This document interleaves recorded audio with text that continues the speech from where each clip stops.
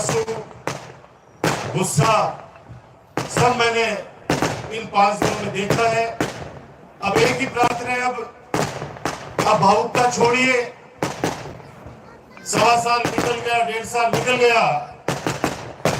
अब हमें चिंता करनी है नवलगढ़ क्षेत्र के उन लोगों की जो कुछ लोगों के बहकाव में आके भ्रमित हो गए और इस नवलगढ़ की प्यारी सी विधानसभा का जो विकास का जो पहिया था उसको रोक दिया। ये नवलगढ़ बाबा राम साहब की ये धरती पढ़े लिखे लोगों की धरती है। मैं गर्व से राजस्थान की सबसे बड़ी पंचायत में कहता था और कहता हूं और जीवन भर कहता रहूंगा कि मेरा नवलगढ़ जैसा विधानसभा क्षेत्र दुनिया में भी नहीं। इस बार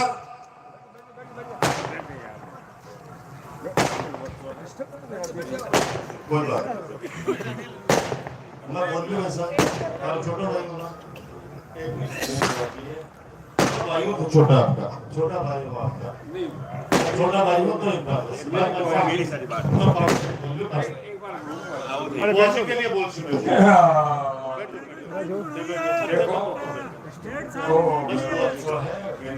बुआजी को बच्चा है और घड़ी उड़ जाता बस ठीक है।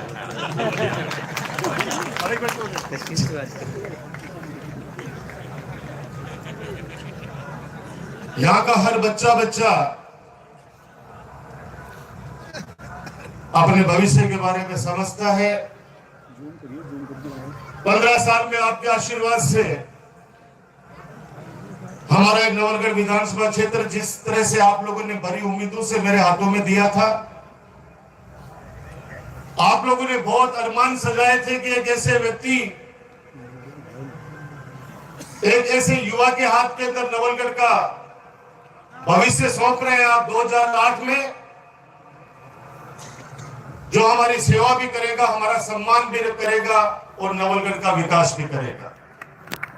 मैंने उसमें बहुत सपने दिखाए, उन सपनों को धरातल पर लाने के लिए आपने हमेशा मेरा साथ दिया, मेरे को आशीर्वाद दिया। भय का माहौल नहीं था 15 सालों में, न कर्मचारियों में, न व्यापारियों में, न आम जनता में भय का माहौल नहीं था। 15 साल के अंदर आप लोगों ने देखा होगा, मैं हर भाषण में एक बात कहता था कि मेरे नवलगढ़ को किसी की नजर नहीं लग जाए। 15 सालों के अंदर जो प्यार भरा विकास का जो गुलदस्ता हम लोगों ने सजाया है, उसको कोई ऐसा व्यक्ति आके छिन-भिन नहीं कर दे,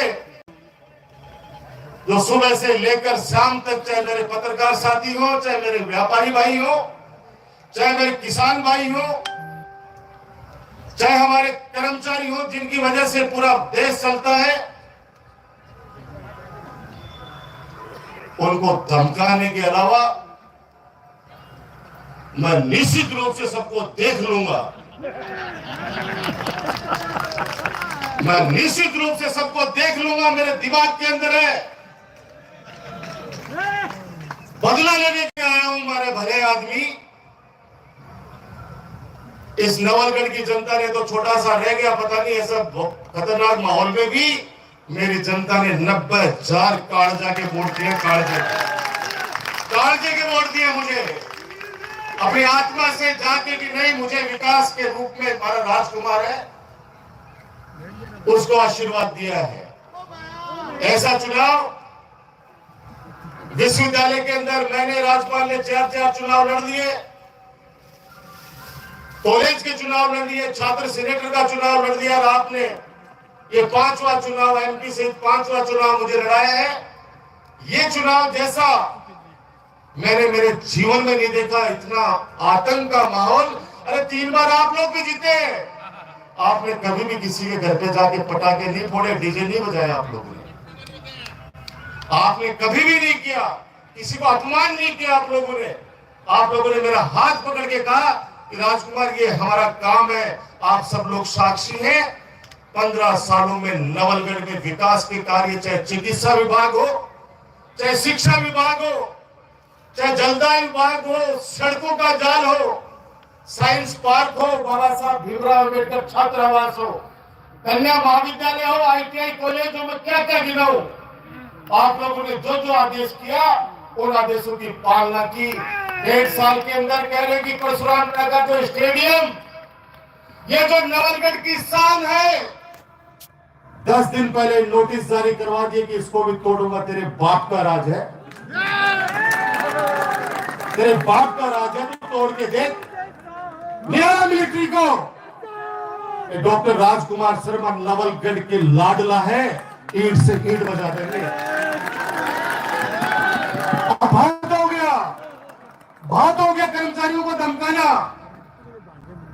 अच्छा ईमानदार अधिकारी अब नवलगढ़ के अंदर काम नहीं करना चाहता, आना नहीं चाहता, नहीं है तो पता कर लेना। आप नहीं आना चाहता कि नवलगढ़ में नहीं जाएंगे।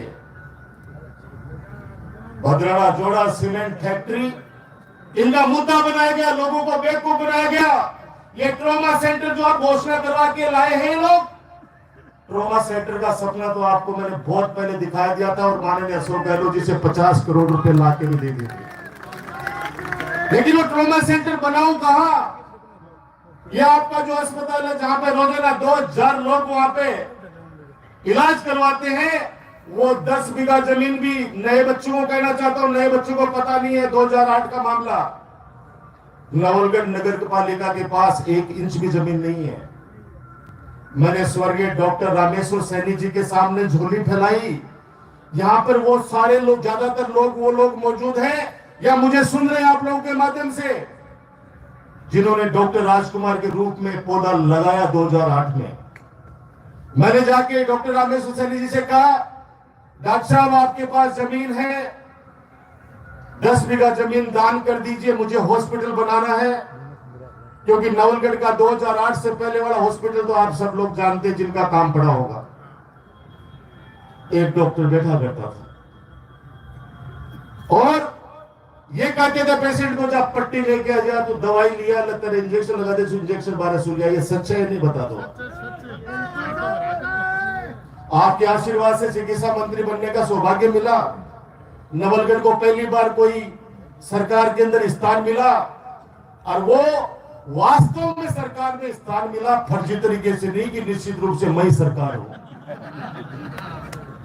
निश्चित रूप से मैं सरकार हूं, मैं देख लूंगा, 4 गांवों को उधर भेज दूंगा, वो आ जाएगा, 5 भेज दूंगा झुंझुनू में, वो आ जाएगा, 10 भेज दूंगा मंडाओं में, वो आ जाएगा, जो तू ही है सब कुछ। वो बिल्ली को बाहर को छीको टूट गो, वो बिल्ली को बाहर को छीको टूट लो हो। नवलगढ़ कोई नहीं, राजस्थान की विधानसभा को कलंकित किया इस व्यक्ति ने। जब आप तक नवलगढ़ का लाडला विधानसभा में बोलता था, 200 के 200 में से 199 की 200 में बोलने वाला सबके सब पिन ड्रॉप साइलेंस में सुना करते थे। ये आप लोगों ने सबने आंखों से देखा है। और स्पीकर ये कहते थे कि नहीं, 5 मिनट और राजकुमार को एक्स्ट्रा दूंगा। बोलो, आप तो अच्छे सुझाव दे रहे हो सरकार को जनता के हित में कि गरीब व्यक्ति के लिए क्या क्या योजनाएं लानी चाहिए। तो सबसे बड़ी योजना थी आपके राजकुमार की, मुख्यमंत्री निःशुल्क दवा योजना। पूरा राजस्थान आज भी दुआ देता है आपके नवलगढ़ को। राजस्थान के लोकप्रिय मुख्यमंत्री अशोक गहलोत जी ने मेरा निवेदन स्वीकार किया और 1000 करोड़ की मुख्यमंत्री निःशुल्क दवा योजना शुरू की राजस्थान के अंदर। पैसे वाला तो कहीं भी इलाज करा लेता। मैंने देखा SMS के अंदर तड़पते उन लोगों को कि मैंने कहा क्यों तुम लोग क्यों नहीं पूछे, क्योंकि मैं पहले पूछता था। बोले भाई साहब ब्याज पर पिसा लाने में टाइम लागो। वो व्यक्ति तो बच जाता, लेकिन वो पूरा परिवार कर्जे में डूब जाता। मैंने माननीय गहलोत साहब से कहा कि चाहे सड़कें कम दे देना, लेकिन सरकारी अस्पताल के अंदर कोई व्यक्ति आए तो उसका इलाज जांचें मुफ्त होनी चाहिए।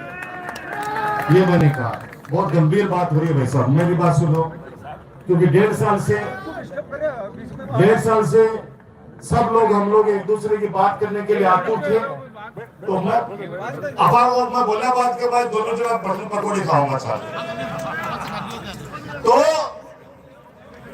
नवलगढ़ के अंदर जब विधानसभा के अंदर ऐसी योजनाएं आई राजस्थान के अंदर, आप भी नीचे बैठोगे तो लोगों ने आशीर्वाद दिया।